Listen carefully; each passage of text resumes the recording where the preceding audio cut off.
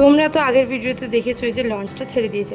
লঞ্চটা ছেড়ে কিছুটা যেতেই দেখো এত সুন্দর একটা দৃশ্য দেখতে পেয়েছি, যেটা আকাশের মধ্যে হয়েছে।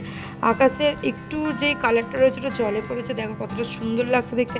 আমি তো প্রথমবার দেখলাম মায়াপুরে গিয়ে। এখান থেকে তো মন্দিরটাও দেখা যাচ্ছিল। তারপর চলে এলাম আমরা নবদ্বীপ। এই যে এখানেও দেখলাম যে এখানে বাঁশের তৈরি রাস্তা রয়েছে, যেটা আমার খুব পছন্দ হয়েছে। তো প্রথমে চলে এসেছিলাম মোমো দোকানে। এখানে ওরা মোমো খেয়েছে, ওরা বলেছে ভালো খেতে হয়। তাই বললাম ঠিক আছে আমিও খাবো। এই যে ভিডিওটাও করতে পারিনি, বোন খেতে শুরু করে দিয়েছি, যাই হোক খিদে পেয়েছিল। তারপর ওখানে নাকি ফুচকাও খুব ভালো লেগেছে, তো আমি ওখান থেকে ফুচকা খাবো বলে পাতাও নিয়ে নিয়েছি। ফুচকাটা আমার মোটামুটি লেগেছে। তারপরে তো নিয়ে নিলাম ব্লাউজ। এখানে সব ব্লাউজ মানে এরকম প্যাডেড ছাড়া ব্লাউজগুলো 100 টাকা, আর প্যাডেড দেওয়া ব্লাউজগুলো 200 টাকা। আমি তো প্যাডেড দেওয়া প্যাডেড ছাড়া সব ব্লাউজ নিয়ে নিয়েছি, অনেক ব্লাউজ নিয়েছি, আমি লুটে নিয়ে চলে এসেছি। তারপর তো আমরা টিকিটও কেটে নিলাম ওই পার যাবো বলে। এখানে কিসের কি মূল্য সব কিছু দেওয়া রয়েছে। নৌকোর ভাড়া 5 টাকা, লঞ্চের ভাড়া 10 টাকা, কটা থেকে কটা অব্দি লঞ্চ চলে, কটা থেকে কটা অব্দি নৌকো চলে, সব এখানে লেখা রয়েছে।